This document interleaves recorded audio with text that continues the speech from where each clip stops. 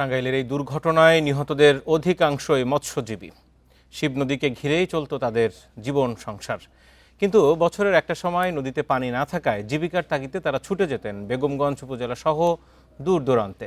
ব্যবসা করতেন চুরি, ফিতা, দুলসহ নানা পণ্যের। নওগাঁর মান্দা ও নিয়ামতপুর উপজেলার 4 গ্রামে এখন শোকের মাতম। শিব নদীর বন্যা নিয়ন্ত্রণ বাঁধের পূর্ব পাশে রাজেন্দ্রবাটি গ্রাম।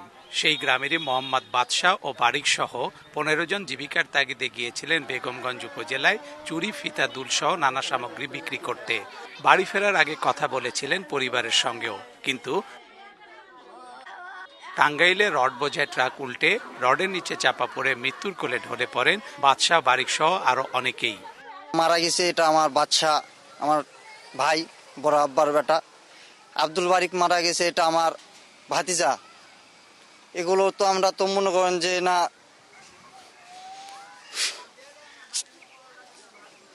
স্যার কি বলবো, আমরা ভিতরে তো মনে করেন না যে আমাদের খুব কষ্ট হইতেছে। মর্মান্তিক এই দুর্ঘটনায় শুধুমাত্র রাজেন্দ্রবাটি গ্রামেরই মারা গেছেন 11 জন। এই দুর্ঘটনার খবরে পুরো গ্রামে নেমে আসে শোকের ছায়া। 11টা 12টার ভিতর যা পুষে যামনি 10টার ভিতর না হয় এই বলে পাখি আমার ফোন কাটে দিছে রে। আমার রাত্রি হলে আব্দুল রশিদ, আমার বেটার নাম বাদশাহ, আমার গায়ের আরো সব লোকজন ছিল। নিহতদের পরিবারের সবাইকে সব ধরনের সহযোগিতার আশ্বাস দিয়েছেন উপজেলা নির্বাহী কর্মকর্তা। আমরা ইতোমধ্যে আমাদের তাদের যে দাফন কাফন এবং তারা যে লাশ পরিবহনের যে খরচটা, সেটা আমাদের জেলা এবং উপজেলা প্রশাসন থেকে সেটা আমরা বহন করব, সেই বিষয়ে আমরা জানিয়ে দিয়েছি যে টাঙ্গাইলের ডিসি স্যারের সাথে আমাদের ডিসি স্যারের কথা হয়েছে, সেখানে আমরা মোটামুটি জানিয়েছি যে এটা আমরা বেয়ার করব। 2017 সালে একই ধরনের দুর্ঘটনায় রংপুরে পীরগঞ্জে ঈদের আগে মারা যান 17 জন। Hasibur Rahman, independent news, Rajendrabati, Manda, Naogaon. নওগাঁ থেকে এই মুহূর্তে সরাসরি আমার সাথে যুক্ত আছেন হাসিবুর রহমান। হাসিবুর রহমান, আপনারই প্রতিবেদনে দেখছিলাম বেশ বিভিন্ন বিষয়গুলো নিয়ে সেখানে আপনি তুলে ধরেছেন। বলছিলেন যে রাজেন্দ্রবাড়ি যেই গ্রাম, সেই গ্রামেই 11 জন নিহত হয়েছে, 11টি মরদেহ যাচ্ছে সেখানে। এখন আসলে সর্বশেষ কি অবস্থা সেই জায়গার?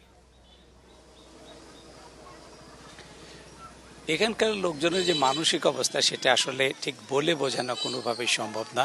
ইতিমধ্যেই দাফন করবার জন্য যে প্রস্তুতি, সেটি এখানকার লোকজন নিয়ে ফেলেছে। আমি একটু আগে দেখতে পেয়েছি যে কবরে যে ছাউনি দেওয়ার জন্য বাঁশ নিয়ে যেতে হয়, বেশ করে মরদেহ দাফনের পর যে ছাউনিটা দিতে হয়, সেই প্রস্তুতি চলছে এবং ইতিমধ্যে একটা বেশ বড় সড়ো ভ্যানে করে বেশ কিছু বাঁশ নিয়ে যাওয়া হলো।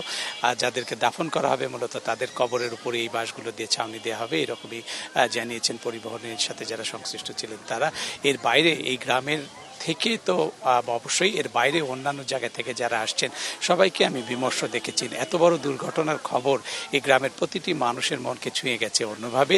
কয়েকদিন আগে অবশ্য এই গ্রামের পাশে একটি 4টি মৃত্যুর ঘটনা ঘটেছিল, সেগুলো ছিল দুর্বৃত্তদের হামলায়। কিন্তু এইভাবে মৃত্যুর ঘটনাটি এলাকার মানুষকে অন্যভাবে বিমর্ষ করেছে, বিমোহিত করেছে। তাদেরকে একেবারেই বলে যে তাদের বিষণ্ণতার মধ্য দিয়ে আমরা যেটুকু দেখতে পেয়েছি, সবাই ছোট বড় সবার মধ্যেই এক ধরনের বলা যায় যে একটা শোকের ছায়া আমরা দেখতে পেয়েছি।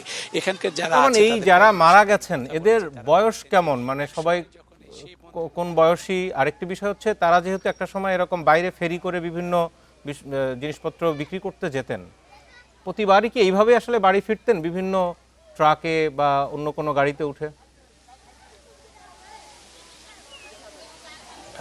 প্রত্যেকবার ঠিক এইভাবে আসেন কিনা সে তথ্য আমরা নিশ্চিত হতে পারিনি। তবে সাধারণত আমরা যেটা দেখেছি, যখন কেউ ব্যক্তিগতভাবে বা একা একা বাড়ি ফেরেন তখন অনেকেই বাসে আসে।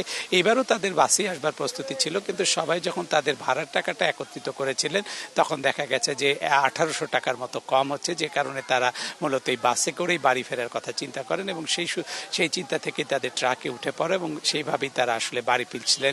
আমি যতটুকু জেনেছি যে তাদের এই বগুড়া পর্যন্ত আসবার পরে তারা অন্য গাড়িতে আবার এই গ্রামের দিকে আসবেন, এরকমই তথ্য পেয়েছি। কেউ কেউ আবার অন্য দিকেও যেতেন, এরকমই শুনেছি। আপনি জানেন যে আসলে 2 দিক 3 দিকের মানুষ এই গাড়িতে ছিলেন এবং যারা মারা গেছেন তাদের সবাই খুব দরিদ্র পরিবারের বলে আমরা জানতেছি। অনেকের ঘরে খাবার ঠিক সঠিকভাবে সংস্থান হয় না বলে আমাদেরকে জানিয়েছেন।